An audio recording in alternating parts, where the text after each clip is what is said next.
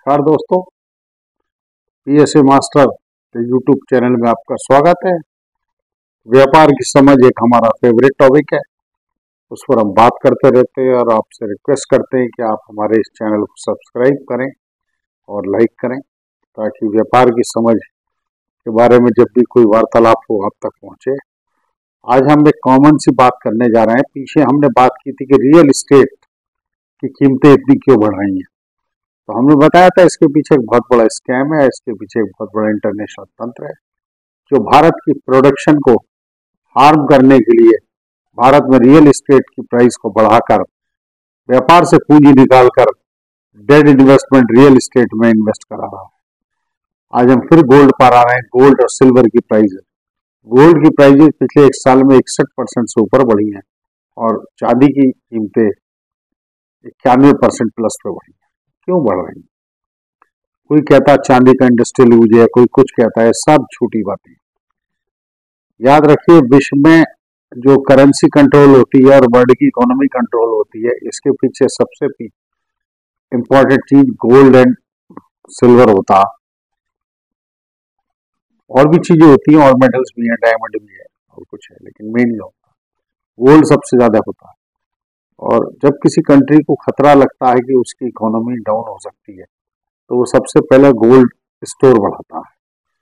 China को खतरा लग रहा कि इंटरनेशनल जो पॉलिटिक्स चल रही है उसमें उसको डाउन किया जा सकता है, तो उसकी कई करेंसी अपनी चमक ना खो दे, उसके लिए चाइना का सेंट्रल बैंक गोल्ड और सिल्वर की खरीदारी कर रहा है। वर्ल्ड के बहुत से कंट्रीज के बैंक्स खरीद रहे हैं, क्योंकि आपको पता ही है विश्व जो बैंकिंग इंडस्ट्री के बड़े टाइकून हैं, जो इकोनॉमिक फाइनेंशियल वर्ल्ड के टॉप टाइकून हैं, वो लोग हमेशा सेंट्रल बैंक के द्वारा फेडरल रिजर्व और गोल्ड स्टॉक के द्वारा करेंसी को कंट्रोल करते हैं, इकोनॉमी को कंट्रोल करते हैं। तो वो लोग इस समय सेंट्रल बैंक को पुश कर रहे हैं सबको कि ज्यादा ज्यादा गोल्ड खरीद जाए, और मार्केट में जब डिमांड बढ़ेगी, सप्लाई तो लिमिटेड है गोल्ड की, तो ऑफ कोर्स कीमतें बढ़ेगी। वार टाइम पे ये ज्यादा शुरू हो जाता है गोल्ड को एक्यूमुलेट करना, और अभी हमास की और इजराइल की वार भी रुकी नहीं है, टेम्परेरी सीज फायर है।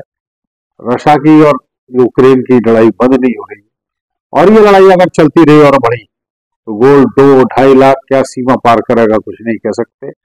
विश्व में शांति आ गई तो गोल्ड 10-5% ही कम जाएगा, इससे नीचे कम नहीं जाएगा। तो मैं बार बार कहता हूँ गोल्ड पर हमेशा कि आपको अपने इन्वेस्टमेंट का 25% इन्वेस्टमेंट गोल्ड में करना चाहिए, और ETF और ये डिजिटल गोल्ड में कोई चक्कर नहीं पड़ना चाहिए। ये सब जब मुसीबत आएगी, ये सब खाली आपको हाथ ठेंगा दिखा देंगे कि वो रियल गोल्ड जो आपके पॉकेट में होगा वही आपके साथ भागेगा। तो इसलिए गोल्ड की कीमत को समझो, गोल्ड की वैल्यू को समझो।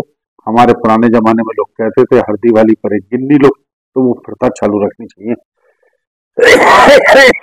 यंगस्टर जो इस थ्योरी में बिलीव नहीं करते, उनको समझ लेना चाहिए कि उनको अपनी जिंदगी में गोल्ड का एक्यूमुलेशन भी अपने पास करके रखना। Gold is very important for an individual and no government wants that its people should have gold. कि गोल्ड उनके पास आ जाता तो गवर्नमेंट रिच होती है, आगे पीछे रह जाता। लेकिन वार होती है, कोई एपिडेमिक आता, कोई मुसीबत आती, तो लास्ट चीज आपके पास गोल्ड बचती जो हमेशा वैल्यू देगी। ये लिक्विडिटी की 24 घंटे अक्रॉस दी वर्ल्ड है, अर्थ के हर कोने में बेचा जा सकता, खरीदा सकता। गोल्ड की वैल्यू है, गोल्ड की वैल्यू बढ़ रही है, गोल्ड ने अच्छी ग्रोथ दी है, आज भी गोल्ड खरीदने का मौका है, इससे पीछे मत हटिए। थैंक यू फ्रेंड्स, आज के लिए इतना करें। Thank you.